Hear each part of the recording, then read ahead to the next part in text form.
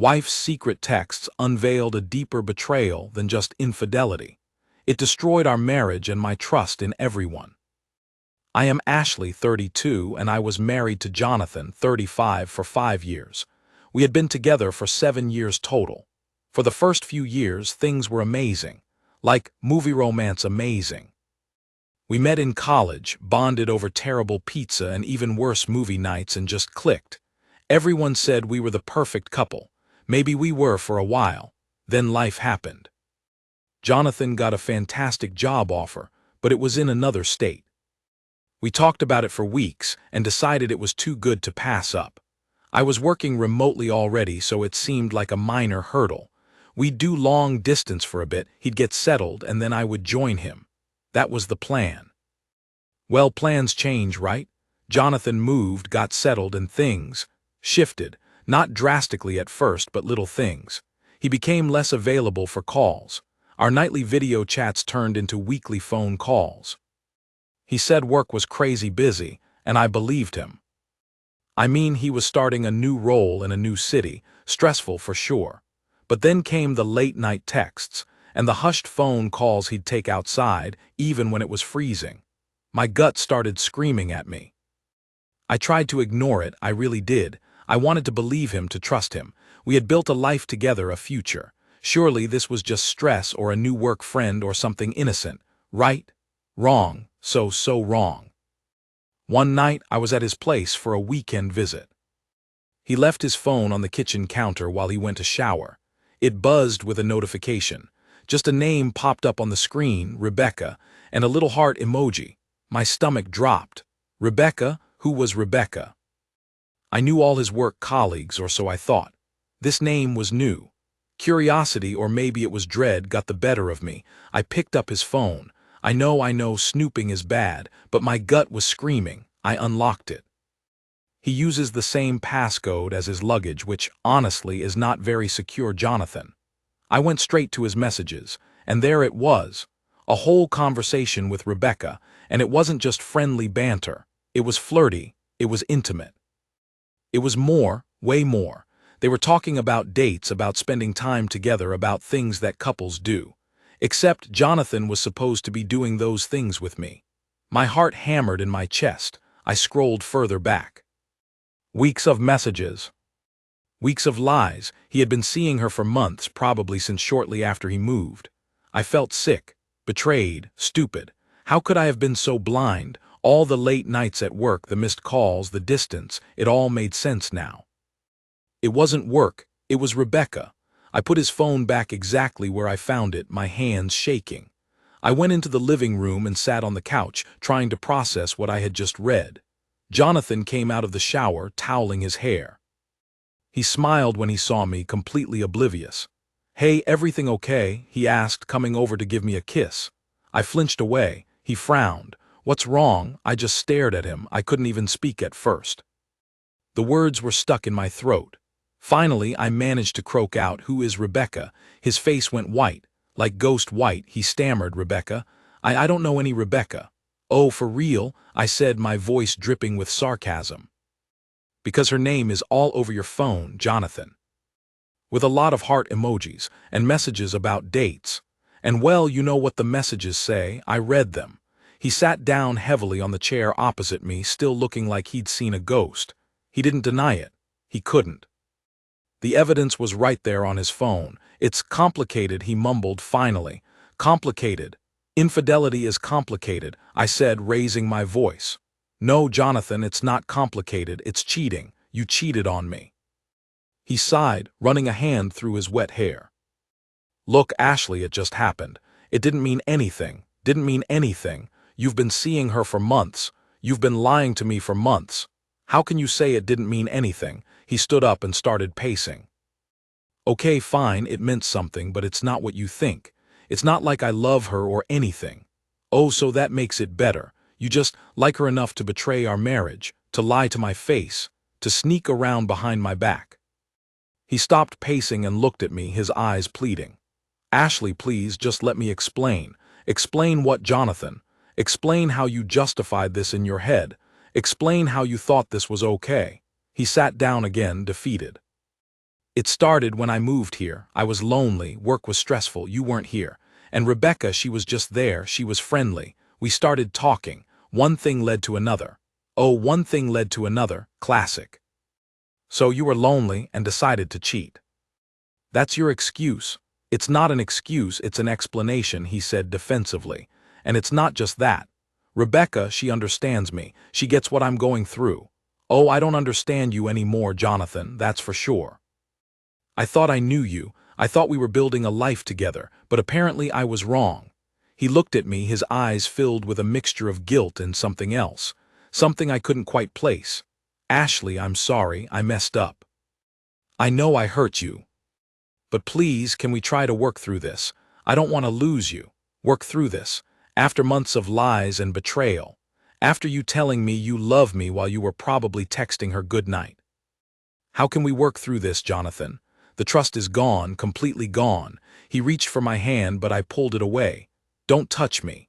He recoiled, hurt in his eyes. So that's it. You're just giving up. You're not even going to try. Giving up. Jonathan, you gave up on us months ago when you decided to cheat. I'm just finally realizing it. I stood up. I need to go. Where are you going? It's late. Home, I said, grabbing my purse. And don't worry, I won't be back. I walked out of his apartment, tears streaming down my face. I felt numb, heartbroken, and furious all at once. I drove back to my place, replaying the messages in my head, his pathetic excuses ringing in my ears. The next few days were a blur. I barely slept, barely ate. I told my best friend, Sarah, what happened, and she was furious on my behalf. She came over, brought ice cream and wine, and we talked for hours. She kept saying I deserved better, and I knew she was right. I decided to call Jonathan. I needed to end things properly. He answered on the third ring, his voice sounding tired. Jonathan, it's over, I said, my voice shaking slightly. I'm done. I want a divorce. There was silence on the other end of the line. Then he sighed. I figured you'd say that. Look, Ashley, can we at least talk about this in person? No, Jonathan, there's nothing to talk about. You cheated, you lied, you betrayed me, that's it. There's no coming back from that. But what about us? What about our future? Our future? Jonathan, you destroyed our future the moment you started seeing Rebecca. There is no us anymore. Just finalize the divorce papers. Have your lawyer contact mine. I hung up before he could say anything else. I thought that was the end of it. The painful, messy end of my marriage. But oh boy, was I wrong. This was just the beginning of a whole new level of crazy. A few weeks later, I got a weird phone call. It was from a woman with a very formal, businesslike voice. She introduced herself as Miss Davies from some law firm I didn't recognize. Miss Ashley Miller, she asked. Yes, this is she, I replied, a bit confused. Miss Miller, I'm calling on behalf of my client, Rebecca Johnson. Rebecca Johnson. Jonathan's Rebecca. My blood ran cold. What does she want? Yes, Miss Johnson has informed me of your situation with Mr. Jonathan Miller, and she believes there are some matters you should be aware of. Would you be available to meet with her and myself sometime this week? Meet with her? Why would I want to meet with the woman who wrecked my marriage? No, absolutely not, I said firmly. I have nothing to say to her. Miss Davies paused. Miss Miller, with all due respect, I strongly advise you to reconsider. This is not about your personal feelings. This is about financial matters. Matters that directly concern you and Mr. Miller. Matters that Miss Johnson believes you have a right to know. Financial matters. What financial matters? I was getting more and more confused. Miss Davies hesitated again. It's rather complex to explain over the phone. It involves Mr. Miller's current financial situation and his relationship with Miss Johnson. And potentially your joint assets. We didn't really have joint assets, other than a shared bank account and some furniture. What was going on? My curiosity and a growing sense of unease started to override my anger. Fine, I said reluctantly. I'll meet with you. But I'm not promising anything. When and where? Miss Davies sounded relieved.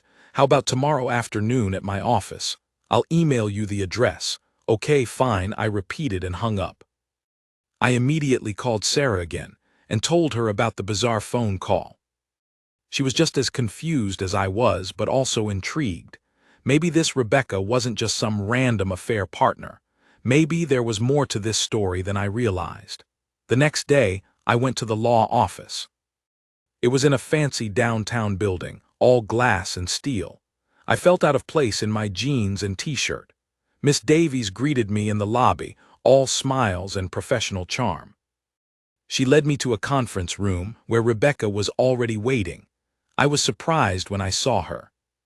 She was younger than I expected, maybe late 20s, and she looked nervous, not smug or triumphant like I had imagined. She was sitting stiffly in her chair, fiddling with her phone. She looked up when I came in and her eyes were wide and sad. "Hello, Ashley," she said softly. "Thank you for coming." I just nodded, still trying to process this. I sat down across from them, feeling tense and uncomfortable. Miss Davies cleared her throat. "Miss Miller, as I mentioned on the phone, Rebecca has some information that she feels you need to be aware of regarding Jonathan and his financial situation." Rebecca took a deep breath. "Ashley, I know this is probably the last thing you want to hear from me, but I'm really sorry for everything that happened between Jonathan and me. I know I hurt you, and I truly regret that." I just stared at her, not sure what to say. Sorry wasn't going to fix my broken marriage. But her sincerity seemed genuine. But she continued, "It's not just about the affair. It's about Jonathan is in serious trouble, financial trouble, and it involves me and potentially you. Financial trouble. Jonathan always seemed so financially secure. He had a good job, he was responsible with money. What kind of trouble?" "It's complicated," she said, echoing Jonathan's favorite word. "But basically, Jonathan is deeply in debt. He's been hiding it from everyone, including me, for a long time." "Debt? What kind of debt? Credit cards, student loans?" "No, not just that," Miss Davies interjected. "It's gambling debts, significant gambling debts, and it's gotten completely out of control. Gambling debts, Jonathan, gambling." I was floored. Jonathan never struck me as a gambler. He was always so controlled, so responsible. This was completely out of left field. Rebecca nodded sadly. "I know, it's shocking. I didn't know either at first. He hid it really well, but it's true. He's been gambling for years, apparently. And he's lost a lot of money. A lot." "How much?" I asked, my voice barely a whisper. Miss Davies took over again.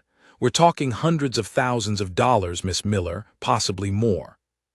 He's taken out loans, maxed out credit cards, even borrowed money from less than reputable sources. Hundreds of thousands. Are you serious? How is that even possible? Where did all the money go?" Rebecca explained. "He started small," she said. "Just online poker, a few bets on sports games. It was just for fun," he said. "But then it escalated.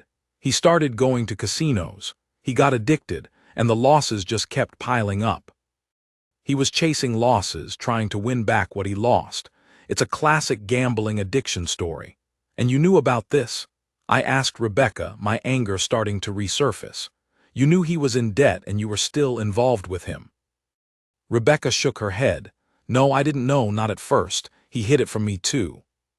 He painted this picture of himself as successful, financially stable. He was good at pretending. I only found out recently, when things started to get really bad." "What do you mean, really bad?" I asked, feeling a knot of dread forming in my stomach. Rebecca hesitated. "Well, he started asking me for money, small amounts at first, just to tide him over," he said. "He promised to pay me back, but then it got bigger. He needed more and more, and then he started getting calls, threatening calls." "Threatening calls? From who?" "From the people he owes money to," Miss Davies said grimly. "They're not patient people. They want their money back, and they're not afraid to use unpleasant methods to get it." "Oh my God," I breathed. "Jonathan is in danger."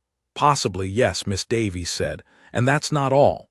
He's also been misusing company funds to cover his gambling debts. His company is starting to investigate. He could lose his job. He could even face legal charges, misusing company funds." "Jonathan, this was like a bad movie script. My controlled, responsible husband was a gambling addict, deep in debt, possibly in danger and embezzling money from his company. This was not the man I thought I knew. "But why are you telling me all this?" I asked Rebecca. "Why now? Why involve me? We're getting divorced. His problems are not my problems anymore." Rebecca looked at me, her eyes pleading. Because he used your name, Ashley. He used your credit. He took out loans in your name without your knowledge. He forged your signature. Forged my signature. Loans in my name? What are you talking about? Miss Davies handed me a file. "These are copies of loan documents, Miss Miller. Take a look. We believe Jonathan forged your signature on these applications. He used your social security number, your credit history. He took out significant loans, and the money, well, it's gone. Gambling debts." I opened the file, my hands trembling. There were loan applications, credit card applications, all in my name, with my social security number, my address. And the signatures did look vaguely like mine, but not quite. Definitely forged. Hundreds of thousands of dollars worth of loans and credit lines, all in my name that I knew nothing about. This can't be real," I stammered, my voice shaking. "This is insane. He did this to me." Rebecca nodded, tears welling up in her eyes. "I know, Ashley, I know. I'm so sorry. I feel terrible about all of this. I didn't know about any of this until recently. When I found out, I confronted him. He confessed everything. He admitted to forging your signature, to taking out the loans. He said he was desperate. He said he was going to pay it all back. But he couldn't. He just kept digging himself deeper. And now you're telling me, why not go to the police? Why not report him?" Rebecca sighed. I did consider it. But he begged me not to. He said he was scared. He said he was going to lose everything. His job, his reputation, everything. And I still care about him, Ashley, even after everything. I know it sounds crazy, but I don't want to see him completely destroyed. Destroyed. He destroyed my life. He cheated on me, he lied to me, and now I find out he's committed fraud in my name. And you're worried about him being destroyed. What about me? My credit is ruined. I'm probably liable for these debts. My life is going to be destroyed. I stood up, furious, pacing around the room. This was beyond belief. This was a nightmare. And Rebecca, the woman who had broken up my marriage, was sitting there looking all sad and remorseful. I wanted to scream. "Miss Miller, please sit down," Miss Davies said calmly. "I understand you're upset, and you have every right to be, but we need to discuss your options. Rebecca came to you because she wants to help. She wants to make things right as much as possible. Help? How can she help? She's part of the problem." "No, Ashley, she's not," Rebecca said, her voice trembling. "I know I made mistakes. I know I hurt you. But I didn't know about any of this financial stuff until recently. And when I found out, I realized how bad it was, and I realized you deserve to know. You're the one who's going to suffer the most from this." She was right. I was the one who was going to suffer. My credit score was probably in the toilet. I could be sued for these debts. I could be facing years of financial hardship, all because of Jonathan's gambling addiction and his betrayal. "Okay," I said, sitting down again, my anger slowly giving way to a cold, hard reality. "Okay, what are my options?" "What can I do?" Miss Davies explained. "First, we need to prove that the signatures on these documents are forgeries. We'll hire a forensic handwriting expert. That's the first step. Then we'll contact the lenders and explain the situation. We'll provide them with the evidence of forgery and demand that they remove your name from these loans. It's going to be a fight, a legal battle. But we believe we can win. And what about Jonathan? Will he face any consequences?" "Yes, potentially," Miss Davies said. "He's committed fraud, forgery, and possibly embezzlement. He could face criminal charges. But that's a separate issue. Right now, our priority is to protect you, Miss Miller. To clear your name, and to get you out of this financial mess." "And Rebecca, what's her role in all this? Why is she here?" "Rebecca wants to help," Miss Davies said again. "She's willing to cooperate with us and with the authorities if necessary. She's also willing to contribute financially to your legal fees and to any damages you may incur." "Contribute financially? Why? Does she feel guilty?" Partly, yes, Rebecca said softly, but it's more than that. I feel responsible. In a way. If I hadn't gotten involved with Jonathan, maybe none of this would have happened. Maybe he wouldn't have gotten so desperate. Maybe. That's ridiculous, I interrupted. This is not your fault, Rebecca. Jonathan is the one who made these choices. He's the one who gambled away his money and forged my signature. Don't take responsibility for his actions. Maybe, Rebecca said, her voice barely audible, but I still want to help. I want to try to make things right, for you, Ashley. And for Jonathan, in a way, even though he messed up so badly. I looked at Rebecca, really looked at her for the first time. She looked genuinely remorseful, genuinely concerned. Maybe she wasn't just some heartless home wrecker. Maybe she was also a victim in all of this in a different way. Maybe Jonathan had manipulated both of us. Okay, I said slowly. Okay, I'll work with you. I'll fight this. I'm not going to let Jonathan ruin my life. And thank you, Rebecca, for telling me the truth. For coming forward, it couldn't have been easy. Rebecca managed a weak smile. It wasn't. But it was the right thing to do for both of us. And so began my new life, not as a wife but as a fighter. With the unexpected help of my husband's former mistress, I embarked on a legal battle to clear my name and reclaim my financial future. It was a long, stressful process. The handwriting expert confirmed the forgeries. Miss Davies sent letters to all the lenders, armed with the evidence. Some lenders were understanding and agreed to remove my name from the loans. Others were more resistant, and we had to threaten lawsuits. Rebecca kept her word. She contributed financially to my legal fees and even attended some of the meetings with Miss Davies. Weirdly, we started to form a sort of alliance. We were both victims of Jonathan's lies and deceit in our own ways. We bonded over our shared experience, over our anger and betrayal. It was the strangest friendship I could ever imagine, born out of infidelity and financial fraud. As for Jonathan, well, his life imploded. His company discovered the embezzlement and he was fired. The lenders started coming after him for the debts. And the people he owed money to, well, let's just say they weren't gentle. He lost his apartment, his car, everything. He was facing legal charges, financial ruin, and possibly worse. I didn't feel any satisfaction in his downfall. Just a strange sense of emptiness. This wasn't the ending I wanted for my marriage, for my life, but it was the ending I got, and in a way, it was a new beginning. After months of legal wrangling, we managed to clear my name from most of the fraudulent loans. It wasn't perfect. My credit score took a hit and it will take years to fully recover, but I was no longer facing financial ruin. I was free. Free from Jonathan, free from his lies, free from the burden of his debts. And strangely, I was also free from my anger towards Rebecca. We stayed in touch after everything was over. We met for coffee sometimes, talked about our lives, about moving on.